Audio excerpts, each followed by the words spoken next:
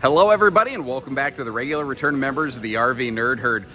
This is a floor plan that, like, if you're not sure which company you want to buy a fifth wheel from, even if this isn't the floor plan you like, you really should watch this, because every fifth wheel builder and their brother builds this layout right here. This makes for the perfect litmus test, because instead of saying, well, I like that floor plan, you get to see, do you like the company that is building it? So what Avenue does a little bit different here is they bring every single big luxury paradigm feature they can into a smaller, I guess you could say, mid-size segment. Now, it's still a good-sized fifth wheel. Half tons need not apply, neither should the Ford Freakin' Ranger. But what they did here is they maintain the 101-inch wide-body nature of the Alliance paradigm, and they brought it into something a little bit smaller profile that still gives you a lot of the big hitter features. For the first time ever, the decors in Avenue and Paradigm basically align. I think this is the best looking generation of Avenue that these have had. And that's been one of the recurring complaints. Some years say, I don't know that I like the look of that Avenue. I personally feel it's one of the best looking generations they've had. It's wide body, maximized campsite window coverage, dual power awnings, all composite walls and flooring, and heavy duty snow load walk on roof. But the thing is, that wide body nature, it gives you 5 inches of extra space in every room. And it doesn't sound like much, but it's a difference that if you go see the RVs in person, it's a difference that is immediately perceptible, and you can experience it right away. This looks and feels so much more bigger and open and spacious and comfortable when you get to your destination without really being any significantly harder to get there. Now, we've got things like factory standard solar, a little bit different take on an air conditioning system that is working extremely well in there, and I can't wait to show you the ins and the outs of this thing. So if you appreciate how we show you good with bad, hit that subscribe button and let's get inside there. Now, as we go through today, I want to mention that the living room air conditioner is currently on absolute max crank, and it's doing a fantastic job. It is warm today. Thankfully, we're indoors, but we got that Midwestern humidity kicking in. It was 88, I think, in here when I first walked in. It's down to 78. You can see I've got the thermostat set down to 33 with the fan on high. So basically, this is the air conditioner at absolute max crank full tilt. This is as loud as it gets here today. And I don't use any kind of special equipment like lapel microphones. There's nothing wrong with any of that. I just don't happen to use any of it. So what you hear is like the true ambient audio in the RV, as if you were walking around in it. Actually, if I shut up for a second, you can hear the difference between the air conditioner running and me talking over it. And can I hear the air conditioner? Yes, but it's not terrible. Now, part of the reason you can hear it a little bit more is because in the living room, it's a non-centralized air system, which seems really funny compared to the history of RVing. But that's because most RVs historically had one air conditioner standard, even giant RVs like the size of a Paradigm. Avenues have always been built with dual air. So your bedroom and bathroom have a miniature ducted AC system, whereas this has like all of the air directly dumping straight into the living room to maximize the cooling effect and efficiency. It does mean you hear it a little bit more. So what I'd like to do is open the forum up to the class. If you are an Alliance RV owner, either a Paradigm or an Avenue owner, who has an air system like this, could you share some notes and let people know, like, have you found the air conditioner to be disturbing? Now that you've had it, do you think it's a problem? Would you do it again? And I think that those kind of notes would be really helpful for everybody. Now, you're going to see here, one of the cool things is people say, what are the differences between an Avenue and a Paradigm? Well, the floor plans are a little bit different, and this has 2 air conditioners instead of 3, although it's prepped for a 3rd air conditioner. And that's about it. They're more similar than different, actually. Now, in a few minutes, you're going to get to see this little floating ottoman bench thing right here actually join over at what I call the Franken dinette, because this is an object that can be kind of multifunctional in the RV. First of all, it's got some decent storage capacity down in there. It's a great place to keep like extra pillows and blankets for the hide-a-bed that it's currently sitting directly in front of it. Also, I want to mention, with this being a wide-body RV that is a longer hide-a-bed, which leaves you more room to be able to lay down and stretch out. And as we'll also demonstrate later in the video, the TV can pivot around and there's storage behind it, which is my personal nerd preferred thing. Power televators look neat. I get the idea behind it. I dislike the idea that like things can get dropped down in there and basically lost to Never Never Land, second star on the right, straight on till morning, as Peter Pan would say. I prefer the pivoting TV because, one, I can use all the storage behind it. More storage I don't think is ever the wrong idea. And two, it makes the TV easier to view if you're sitting over here lounging on the rear sofa. Especially if you pivot the TV a little bit, you can cheat it and make it like half between the sofa, half between the theater seat, and create a nice little conversation corner. That is something I really like. Now, I want to direct your attention down to the floor to point out what you don't see. What you don't see are floor heating vents, so it's very pet-friendly, easy cleaning. You also don't see a kitchen toe stubber. It is a rack and pinion floor flush slide on both sides of the lower deck. That is generally considered the customer preferred way of handling big heavyweight slides. People love the idea of rack and pinion slides because if you're not familiar with why, like, well, why not? Well, they're generally considered to have better service records. That's why. Now, they did a very nice job bringing a lot of symmetry to this kitchen space where they could. That is one of the like 22-inch kind of ovens like Rockwood, Cougar tend to use. Alliance is very good about that. And it's easy to miss. But do you see those white power outlets against the white sidewall? Installing power outlets like that in a laminated wall is not easy. So that's extra time and attention there. But that's based on consumer feedback. That's something that Alliance is better at as compared to most any other brand. They're very good about listening to what people want and just saying, that's what you want, that's what we're going to give you. Like the whole new decor. You know, Avenue has gone through several different decors fairly rapid fire over the last couple of years. And they basically said, okay, folks, you know, we can't please everybody because everyone has a slightly different opinion. But if you could, you know, if we put it out to a vote, what would it be? And basically, this is the decor that the most people voted on because it's still very neutral, but it still has a little bit of warmth while still being light. And it's the kind of decor that can very easily spark to life if you add like a couple colored throw blankets, pillows, throw rugs, something like that. Now, holy crap, man, call the Batman. They maximize the campsite window coverage on this. And all of these windows open for airflow, including the sofa side windows on the rear hide-a-bed sofa. That's an area that some manufacturers will tend to miss. Another thing I want to point out, it's easy to miss too. Behind the theater seat, just behind the theater seat, next to the dining area, there actually is a set of power outlets. So if you want to turn this into a little bit of a desk function space, you can. You might notice though, one thing I like, it's more of a no knee knocker kind of table setup. And I think for the most part, with this being more of a couples oriented RV, this is probably how we're going to use it for the most part. But if you're going to have guests, bang, that floating ottoman can flip itself back around and kind of rejoin the party. And if you are in crazy hot sun country, or if you're watching a movie at night and you don't want your neighbors to be able to see into the RV, maybe it's a little more of a Netflix and chill kind of evening. I don't know your life. Perhaps you're more in the Amazon Prime and commitment phase. Well, my point is you can privatize the whole RV or keep the sunshine out of it. Now, with this being a wide body RV, they had the opportunity to give you a wider rear hide-a-bed sofa and side stands, and they absolutely exploited that opportunity to the greatest of its capacity. Something I think I forgot to show you though is that those sofa side stands actually do flip up. They literally are storage chests. You can drop stuff down into them, and it works fantastically what they did here. Now, over in the kitchen, up top, you do have a rain sensing like XL Max Air vent fan kind of thing. So if you do leave it open to keep some airflow going in the RV, and then you go away for a while, like you go on a bike ride or something, and you just go to get dinner and the rain comes because, hey, every now and then the weather person gets it wrong, right? Well, it'll close itself so you don't end up with a giant puddle on your carpetless floor, which the floor is composite, but still, if you can avoid that, you don't want to have to deal with that. And I want to give them serious credit. Under the sink, major open wastebasket space, which is something that I personally always look for and appreciate.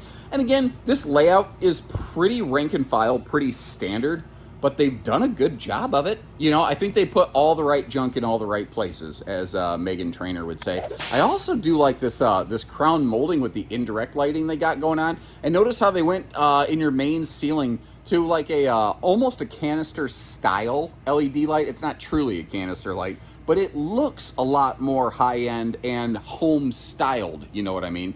I don't want to say, I don't like to use the word residential in relation to RVs. I think that phrase gets abused. I think it sets kind of a skewed wrong perception.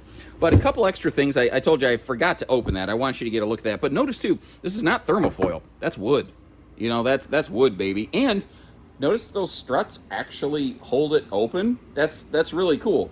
The irony is, they didn't do that above the microwave and above the refrigerator. And as long as we're going to the extent of showing you all the storage, let's actually show you all the storage. Which, by the way, if you appreciate how we get you that extra like storage footage, hit that subscribe button. Now, bunch of looks like random propaganda posters and stuff stuffed up in there. And this space up here, this is definitely not something you're going to get to very. What would you put up here? One of the things I wonder is like baking sheets or something like that. It is at least soft close, but it is not self-supporting. Oh, look at that. So many manufacturers, they have really ugly corner cuts on their trim. And Alliance has kind of eliminated that opportunity by adding that nice little corner molding piece. And it's funny how little details like that really clean up the rig. I had to cut the video there because my pants pocket got caught on one of the island drawer hardware pieces, and I didn't feel like ripping up another pair of pants. That's usually how I lose most of my pants. A couple extra little details. You'll see a similar thing up in the bedroom. This does have dimmable lighting in the living room, which is kind of neat if you want to do a little bit of what I call stealth mode camping. It is the push and hold style dimmer. A lot of people aren't aware. I wasn't aware of that for a long time. And Alliance doesn't do smart command systems, which they've caught some flack for, until people found out it's because this is a more reliable, easier to fix system. Like, God forbid something goes squirrely. Maybe you need to replace a slide out switch. You can get those switches off the shelf at like almost any RV parts store or Amazon or anything. You can have it to your house rapid fire. A completely non-tech educated person like me can very quickly, easily replace that. So that's why they've stuck with that. And it's funny. A lot of other manufacturers are noticing Alliance doesn't have command problems because they don't use smart command systems, and they're adopting it. Isn't that weird? Now, this is one of the areas where the wide body nature of this RV really flexes. The bathroom. There's so much more space around that toilet. Notice, too, they did a really good job of maintaining no heat ducts in the floor. A lot of manufacturers will say, oh, we don't put ducting in the flooring. But what they don't say is in the living room.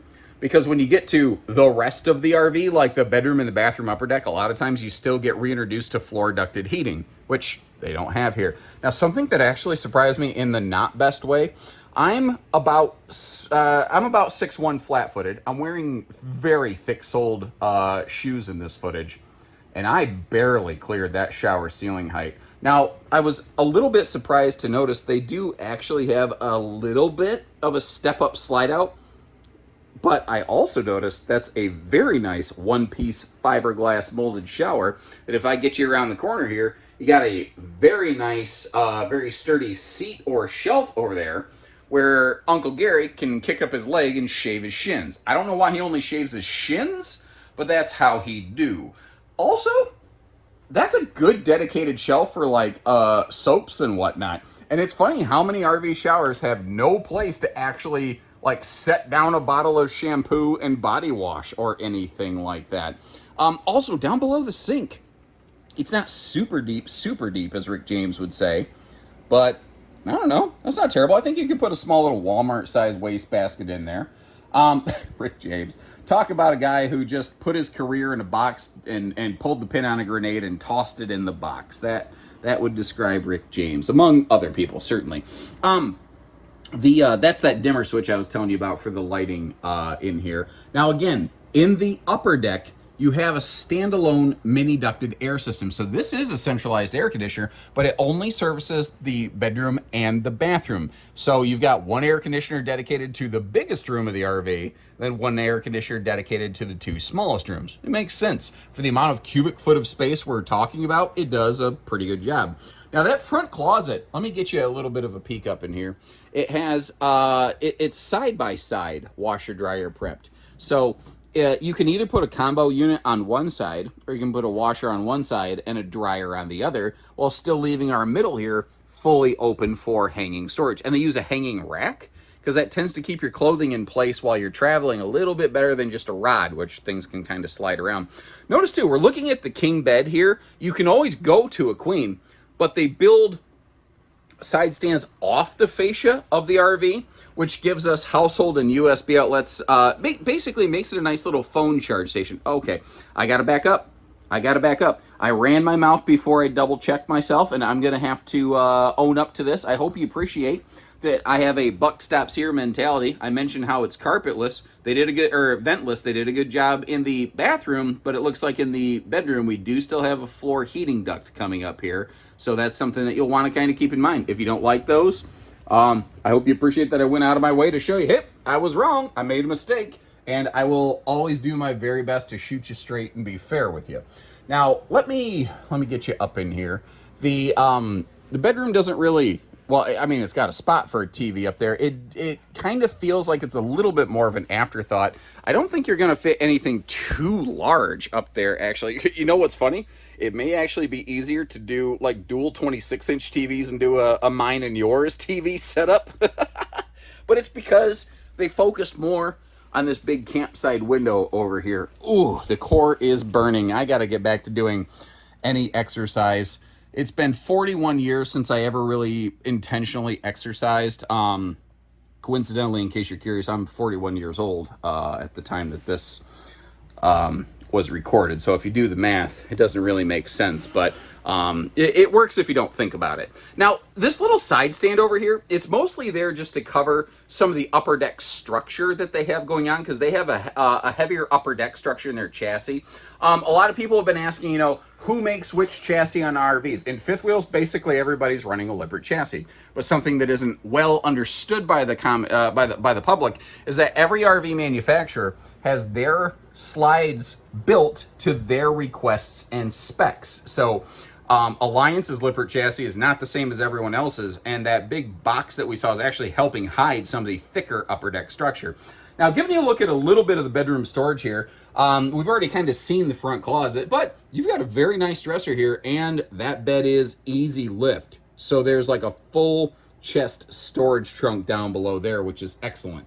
Now, taking a look here and closing everything up for road mode, we see that the mattress is going to come all the way up to that dresser, but, you know, if you do replace it with some kind of aftermarket thing, it should still work in there. With the hallway to the bedroom and bathroom being right over here on the door side, there's absolutely no question. If you're zipping down the road and, you know, that Taco Bell starts talking back at you, you can make a quick little emergency stop if need be. On floor plans like this, the question really becomes what happens in the lower deck. And we're going to be pleasantly surprised to find that you can very easily navigate straight in here. And while we can't access the freezer portion, we can't... Oh, I was just eyeballing this. I'm really glad I captured this footage and actually tried that. That island needs shifted like half an inch, and that would be accessible. I'm going to show this footage real quick to the factory folks. Maybe that's the thing that they could quickly adjust, because it sure looks like they intended you to be able to get to the fridge. Something else I noticed, I like to kind of close slides like this and look behind the slide fascia. And here, you see real wood. Those are micro-laminated planks, basically. So, like plywood plank boards, which is something that is very strong and robust. Basically a stronger material so that screws don't rip and shear out of there. And good news, before I even had a chance to offload this footage off my camera, the Avenue brand manager got right back with me. He said, yeah, we were aware. Of course, it's the one that I record. The one that I'm in, there was some kind of production error. The island got mounted several inches too far, too close to the coffee bar, and it should be, it will be mounted, slid back slightly closer to the TV, which will allow you to access that refrigerator totally unimpeded, which I thought was awesome that they got back with us. If you like how we'll double check that stuff to make sure everything's right for you to the best of our ability and get you all the extra bonus footage, hit that subscribe button. In the meantime, I'm gonna hop outside where it's hot and muggy. Now, when we start talking towing, like what kind of vehicle do you need to safely handle and get this one around, it seems like when you go to most places, all they care about is what's your tow rating, what's your tow rating. The fact is, on fifth wheels, you will exhaust your payload rating way before you ever exhaust your tow rating. That's very, very true. Talk to anybody who knows anything about towing, you're gonna find out that's very accurate. So the first thing I wanna point out is that this has a 2,000 pound dry hitch weight. Now, you got to factor in some cargo weight on top of that, but what that basically means is even the world's most beefy half-ton should absolutely not be handling this thing, and airbags don't fix that equation, by the way. You don't just slap airbags on a half-ton and then tow a giant fifth wheel. It's a good recipe for basically braking your truck, because your brakes, your drivetrain, all that stuff is still experiencing all the same heavy-duty stress. You just kind of forced it flat a little bit level. That doesn't count necessarily. Now, so what am I talking about? Well, a good heavy duty 3/4 could do it, but you know, like a 1-ton gasser would make an excellent pairing for something like this. You may have noticed in that front pass-through compartment, there was a bank of switches on the left side. What's kind of cool is you have a switch outside to operate this slide out right here, so you can see it opening and closing to make sure it doesn't crush anything. You also have physical switches outside to operate your awnings, which is an extra detail most brands aren't doing. A couple other brands have started doing it. Guess who they're copying, guys? Again, they absolutely maximized these campsite windows. That is something they did very, very well here. Let's talk a couple construction points. I actually have 2 other video tours you may enjoy looking at if you're serious about maybe getting one of these, or if you have one and want to see how it's built. I have a tour of the Avenue production facility and the Alliance lamination facility, where you can learn a whole lot more about this stuff. Now, one of the cool things on the back here is they have standardized 3,000 pound towing hitch. Now, really, the only difference between a towing hitch and an accessory hitch is lawyers. But that actually is rated for 3,000 pounds of horizontal towing with the safety chain hooks and the 4-way wiring harness. But that it's good for more than just towing. If you have like a bike rack or something, but the bikes maybe block the taillights a little bit and you have extra taillights that you can apply to the RV, that's where that 4-way wiring harness can still come in really handy. Now, a couple extra details. You might notice right over here by the ladder, you've got a little sprayer port. Keep that logged in your memory banks until we get up into the front passenger compartment. Next, I want to draw your attention to that ladder. Because they went with a bigger window, that one does have a little more narrow ladder, but I clambered up and down that thing with my chubby chicken nugget dad bod and did just fine. Actually, giving you a peek up there at the roof, the dual AC standard here, they're Coleman Mach Q series airs, which are a little bit quieter. And you might notice 320 watts of factory standard solar. So that will help offset the demands of that fridge a little bit if you do take some time away from the parks. Now, can you park in the middle of nowhere and use it indefinitely? No, it's not made for that. And the kind of money it requires to make that happen, you'd be actually probably financially better off just getting a generator. But they give you something there. So between the 12-volt charge coming in from the vehicle in transit and the solar package, you could run this thing down the road all day, every day. Frankly, I don't even think you need the solar package at all to maintain full-time traveling use of that fridge. Another awesome feature on this floor plan is that it's a single sewer outlet. You don't have to worry about doing what I call the poop scoot boogie and hooking up 2 or 3 different sewer connections. It's all just in one spot, one crap tap to rule them all, like the Lord of the Rings, ladies and gentlemen. You can't see much underneath because it's very nicely enclosed. It's also forced air heated and radiant barrier and holding tank heaters, all factory standard. Remember the switches that we saw on the other side?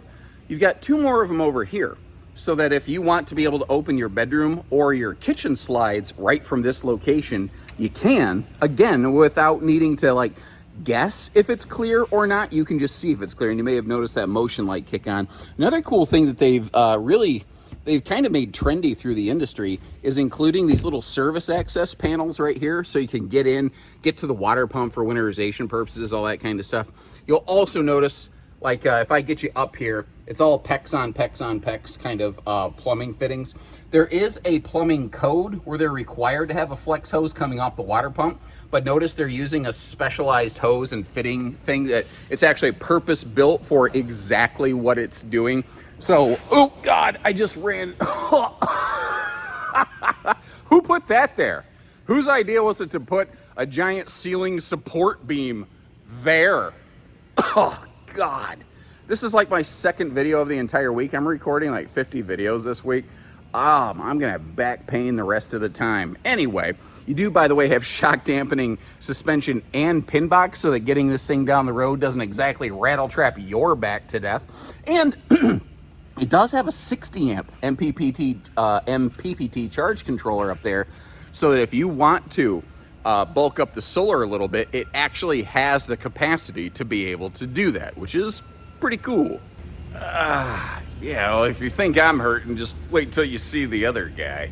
Now, of course, I'm going to leave you a link in the video description to check for pricing and availability. And it's really important on one of these because something people don't realize is that, well, what is the price? Well, we don't have hidden fees on our RVs. So the price of getting this to one of our dealerships more local to Alliance versus like clear across the country to Oregon is thousands of dollars different. So I leave you a link so you can actually see real pricing on real units, whether you're curious or whether you're serious. And it doesn't matter if you watch this video the day it comes out or 6 months from now, because manufacturer pricing changes periodically too. You can always get real world pricing that way and never have to call a salesperson, give me your grandmother's social security number or something creepy like that. We also don't do hidden dealer fees. We just put it all right out there, just add taxes and tags basically. I will leave you also a bunch of links to other builders who make this layout, whether it's Brinkley, Jayco, Keystone, Grand Design. A bunch of other people make this floor plan. So if you want to be able to cross compare, people will say, which one's better, an Avenue or an Eagle? Well, you decide. But I'll give you the information where you can make that decision in an educated fashion. So if you like how we're doing that, good, with bad, with everything else, hit that subscribe button, join the Nerd Herd, and we'll catch you on the next one. So take care, stay safe, have fun, and happy camping, everyone.